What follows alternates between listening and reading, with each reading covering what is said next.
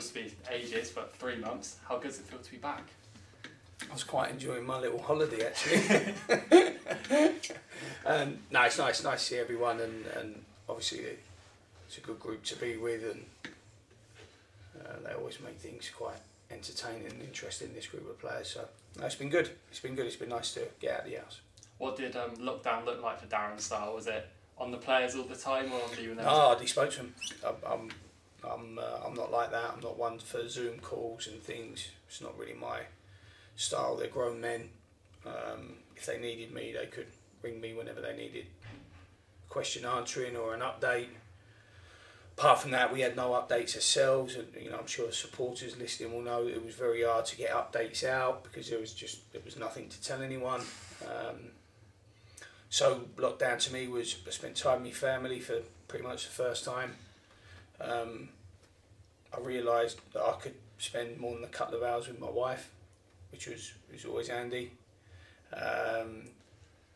I've got a very young daughter, so it was nice to see her, grow, and all the things that happen from 6 months onwards.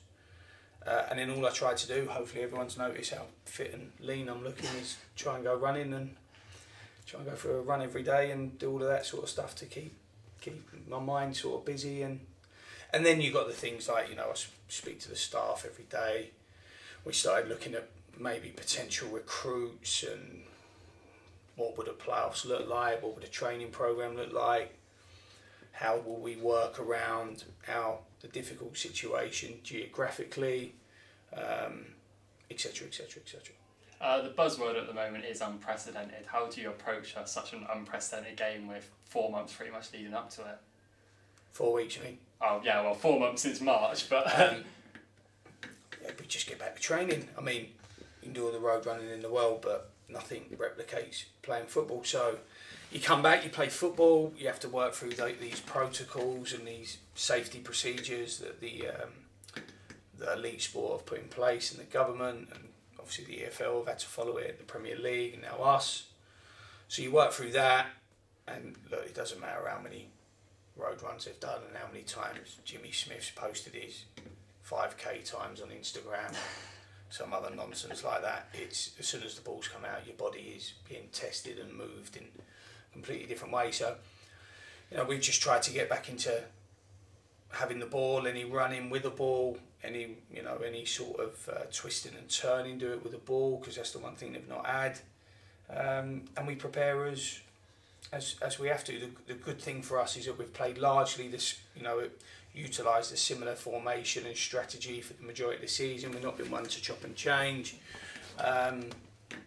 So it's just kind of reminders, and let's get going. You look at that squad, I think if my maths was right, there was 20 promotions in there. Is there? How important do you think that is in the business end of the season? Well, I think, I think you can become habitual winning, and just like losing is, you can sometimes have players that always get relegated. And I think, it's the same the other way. You look at Charlie's promotion CV is extensive, very impressive, especially his League One to the Championship sort of experiences. But there's lots of experience in there, and there's lots of people that have enjoyed. Even this time last year, Reece Murphy had a playoff campaign with Chelmsford. Even aspects like that are going to help us, because this is not going to be the first time they've seen this kind of setup. So I think it's all going to be. It's better to have those players that have seen it than not to, definitely. In terms of the squad then, what news do you have in the sense of players coming back from injury or being available from loans and stuff like that? So we think we're going to be. We think we're going to have a full quota of the boys that are on loan. So Adam Smith, Romeo Hutton, Brandon Cooper, Caleb Richards, Jimmy Smith. Have I missed any? Don't think so. No, don't think I have. If I have, it doesn't matter. I'll just get upset and knock on the door tomorrow. I think we can have a full quota of that. Been really impressed by their desire to want to be here. Especially someone like Jimmy. Jimmy's, his situation is a lot different to the other four. but he showed real determination to play in these games for Yeovil, which I think is brilliant, you know, and testament to his connection with his teammates, the staff, the supporters, all of those, you know, wonderful things. And I think that's been good. Murphy's probably the furthest ahead physically in terms of return to fitness. Lawson and Craig Alcock are still recovering. Golden Mateo is fully fit now and ready to go. So definitely in terms of Golden and Reece, we've definitely gained 2 players there, and you know, we've benefited from Brandon being with Swansea while they've got back into the swing of things. So no, it's been good. It's been fiercely competitive in the first day or so. Finally then, obviously the fans won't be able to be here, but they've supported us with their crowdfunder and there's continual support across social media and whatever. Skint. How important have they been, and what's your message to them? No, they've been magnificent. This club never ceases to amaze me, really, in terms of its strength. You know, I think when you put up that video when we knew the playoffs were coming, and I said on day one, if we were going to ever do anything, we'd all have to have a real reality check and roll our sleeves up and really do it together. And it's not always plain sailing, and it hasn't been plain sailing, but when they're called upon, our supporters, they're magnificent, and their passion and their commitment to ensure that the club sort of carries on progressing, especially in these difficult times.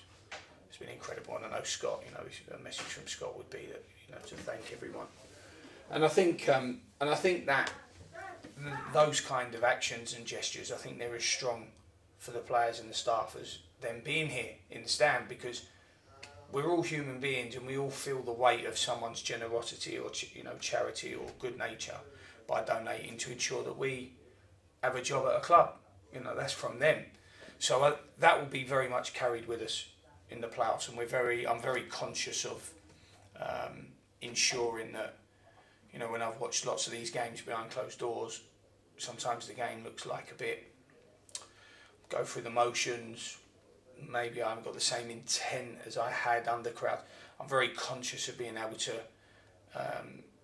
show